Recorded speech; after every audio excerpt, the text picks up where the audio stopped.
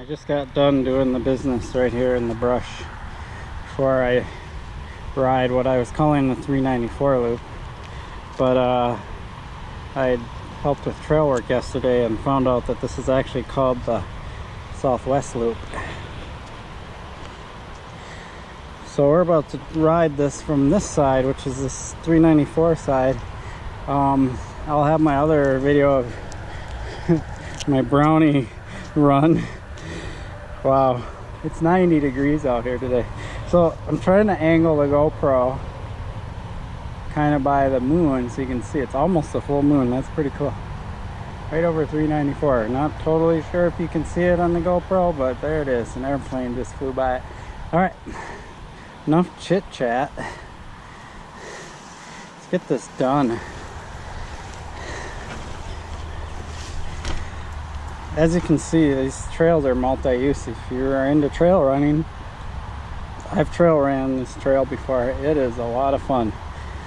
So if you're a mountain biker and you run across other users, be polite to them. Let them know you're there. Let them give you a minute's pass.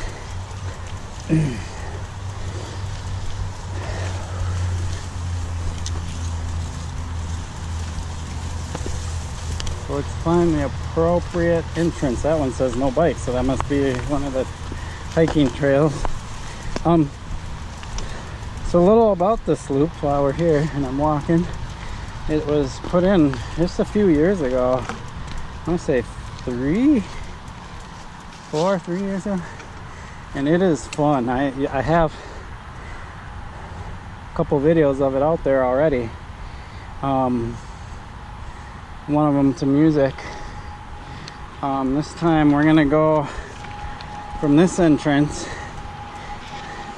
so we're kind of gonna be up already higher and not have to do all that initial climbing, although there'll be some climbing. And we'll exit this exit too, and I'll just show you the trail from this side. So if you're coming from say Cedar Lake or something direction on your bike and you want to enter here, you can. Kind of wasted myself on that brownie run with it being so hot out here, so we'll see what I have. I'm not really going to push super hard. I'm going to kind of ride it pretty mellow, but I'm going to you know, talk my head off like usual, because I always do, and I'm going to hit the fun stuff hard and fast, catch some air, make this a fun run. Are you ready? Sure? Some of you might even be sitting there drinking a beer. I don't drink, but you have at it. Here we go.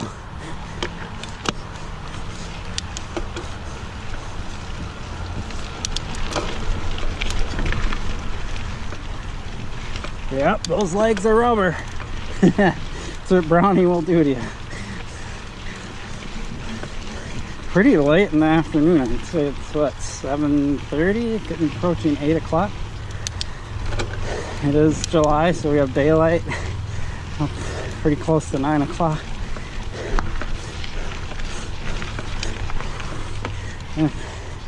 Many of you are wondering in most of these videos what I'm riding. I'm on a 2016 16-inch Specialized Fuze.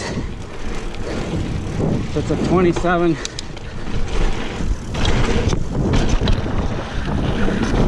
point. Let's start over. I'm in the middle of a jump line here. Woo! Get back to the bike after this. Oh yeah.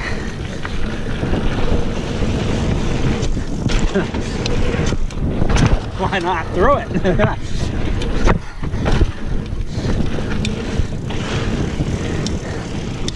All right, time to wind it down, save energy for the next.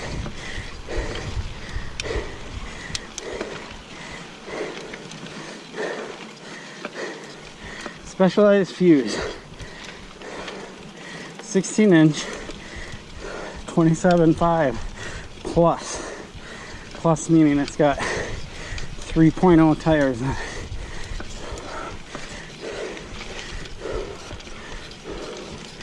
So 27.5 plus the overall diameter of the wheel, a tire on it, is close to 29 inches. So it's kind of like having a 29er with a fat tire.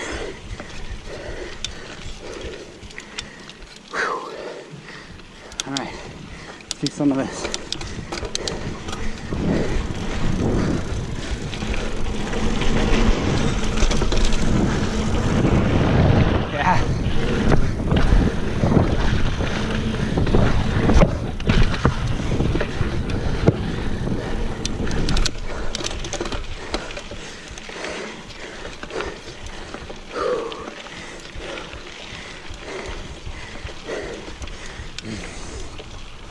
So if you can see on this bike as I'm riding it, it's got a 45 millimeter stem. That's stock. That's what the bike came with. It's got a much longer top tube than your traditional XC bike. It's really designed to be a free ride bike, hardtail, but can do some cross country. I think we got the drop up here. Yep. Lower the saddle and hit that thing.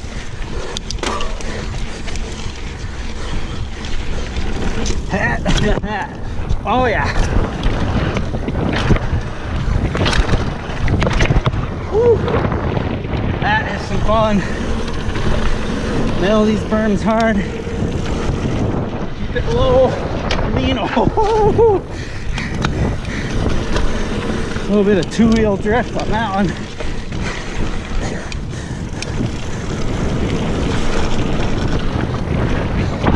Yeah.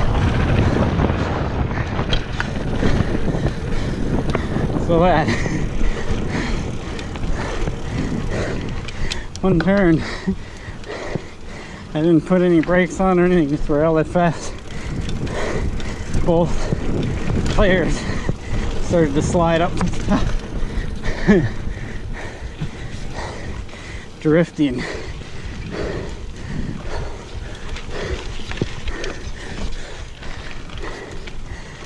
Now we're back to climbing, so I'm going to take it easy.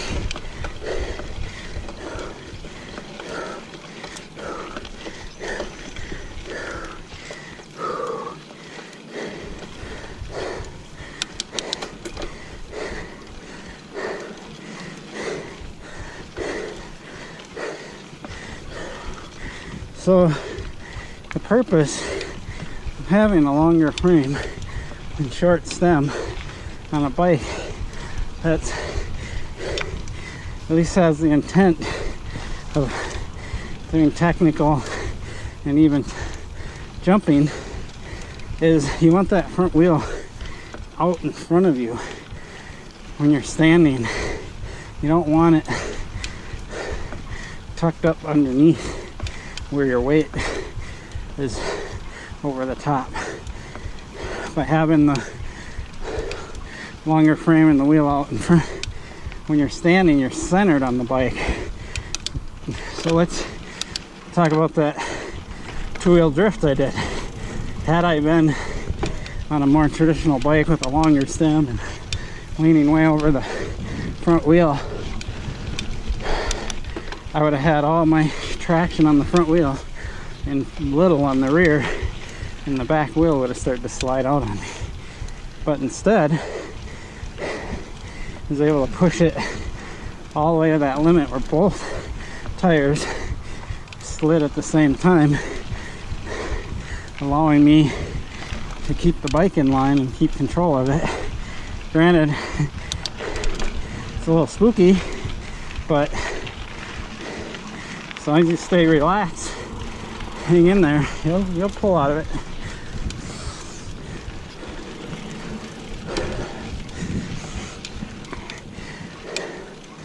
That centered weight between the wheels is extremely important on bikes. You're going to do technical stuff, and more modern mountain bikes are evolving to that with a longer frame and shorter stem, and they're able to handle a bit more aggressive style riding.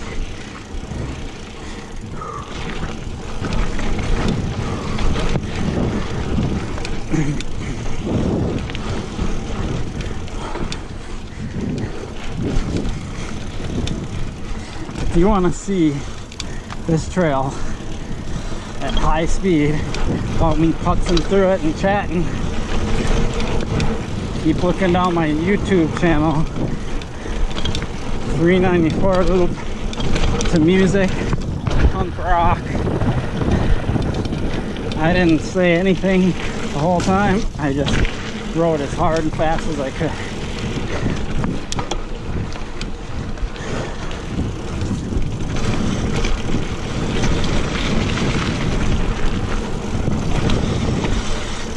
Oh, I think I could have actually went back on there. That's okay.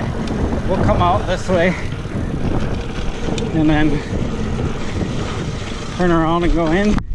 So this is the other entrance. Bunch of riders over there. I'll turn around and go back in.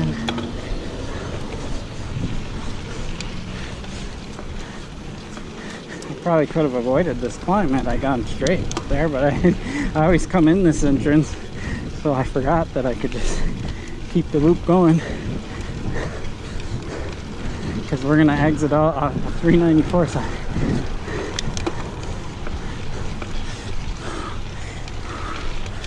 So since I'm putzing along, conserving energy,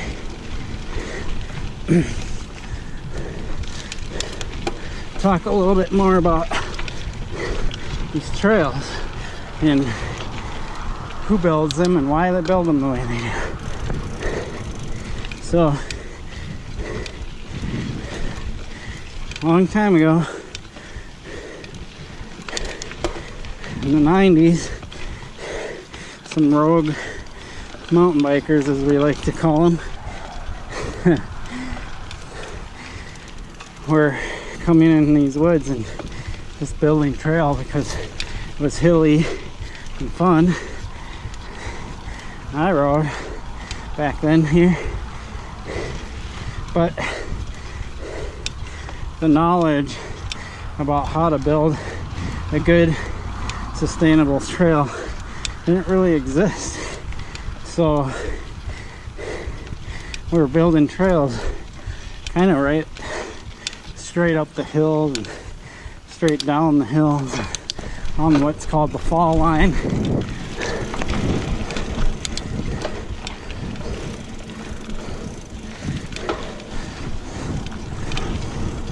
And then what would happen is it would get all eroded from rain and riders. And then what would happen is riders would go, oh, this trail's all rutted and crappy looking. Let's just move the trail over a little bit.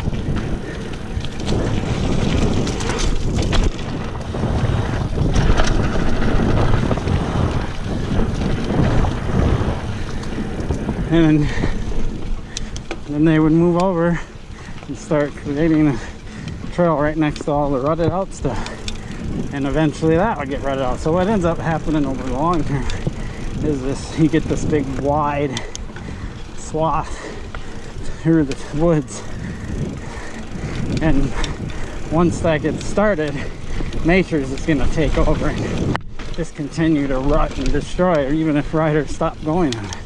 So IMBA, International Mountain Bike Association, started really working on trail building techniques and promoting what's called sustainable trails. And also around that time, Minneapolis here was like, these mountain bikers are just destroying the woods, and these people that love nature, hikers and so on, are complaining, we gotta stop these mountain bikers. So they started to ban bikes from these woods, and thus MOCA was born, Minneapolis Off-Road Cycling Advocates.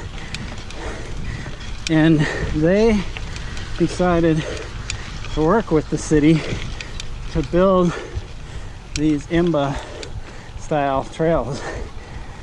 All right, let's hit this section. I'll get back to the story after.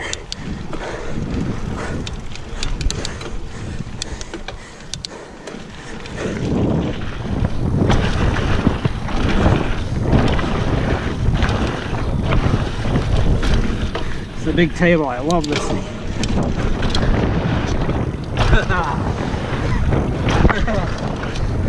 So fun. That's 3 in a row. Pop, pop, pop.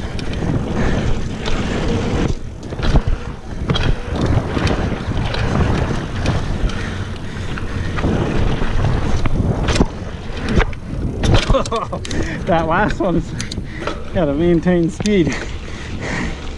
All right.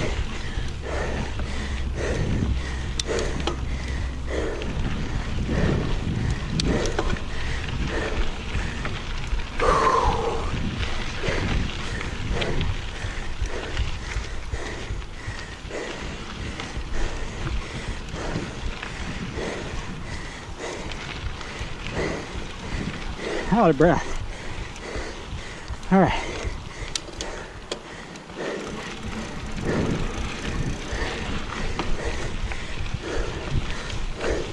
Back to climbing.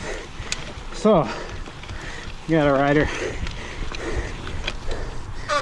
Go ahead.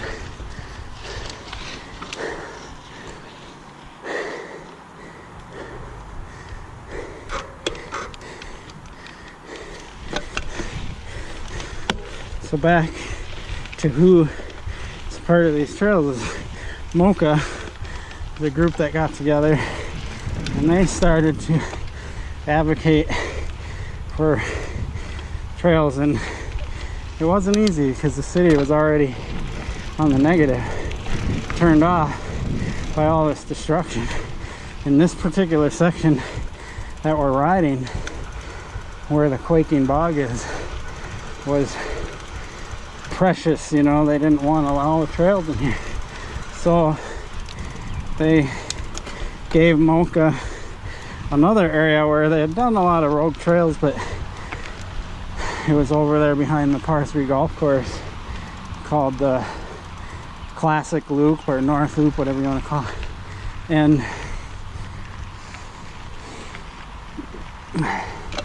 whew, so they came together and built these trails, but over in that section first. And by the late 2000s, the city realized that these people knew what they were doing, and IMBA got involved, and MORC, which is the statewide organization called Minnesota Off-Road Cyclists, they also got involved.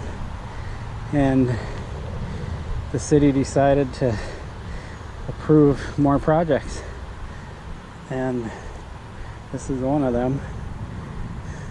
Well, it's hot. I didn't say hi. No, I just said it's hot out. Yeah. So we'll start riding back to my truck here. These are some of the trail runners.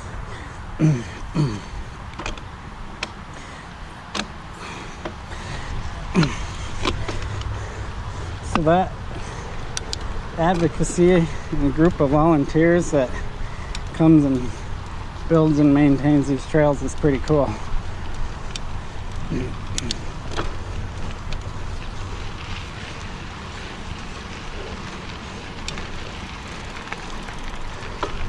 And so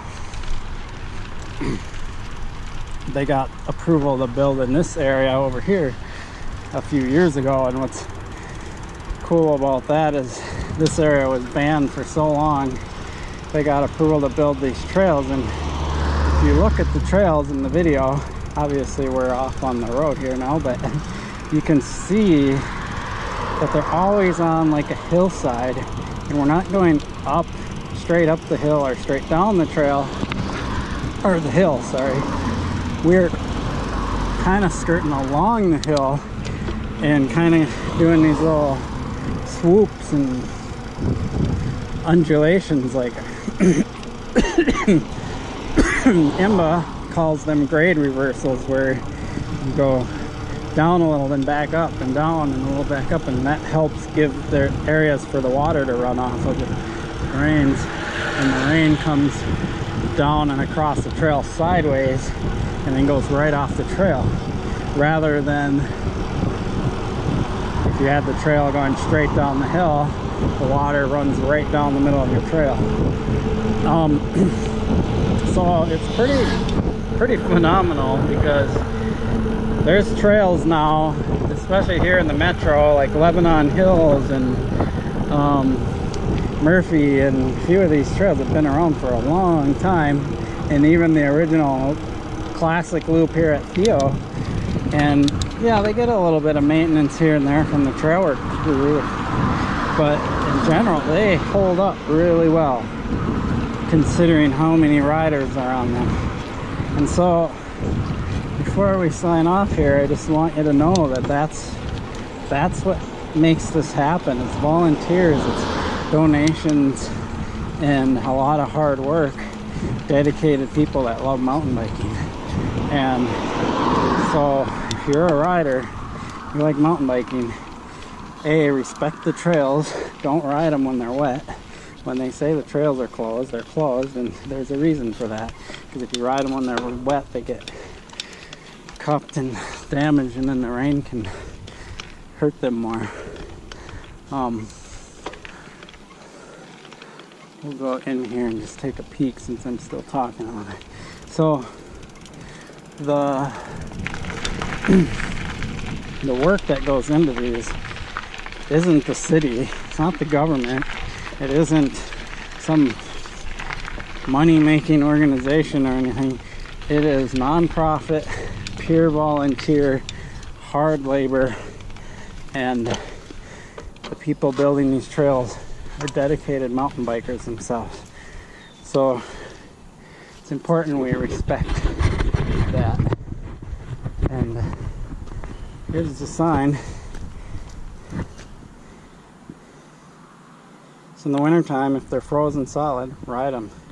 If the sun is out and it's around 30 degrees and there's not full snow cover, stay off them, And in the summertime, if it rained, you got to give them about 24, 48 hours, So, very important that we respect these trails. I wasn't planning on giving this big old speech. Actually, when I start these videos, I never plan what I'm going to say. I just start talking and let it come out. But, since I talked about my bike, here's what it looks like. So, as always, thanks for watching. I'll keep doing these videos. I've been getting some comments from people. They say they really like them. Maybe some more racing at Buck Hill, who knows? We'll see. Have a good one.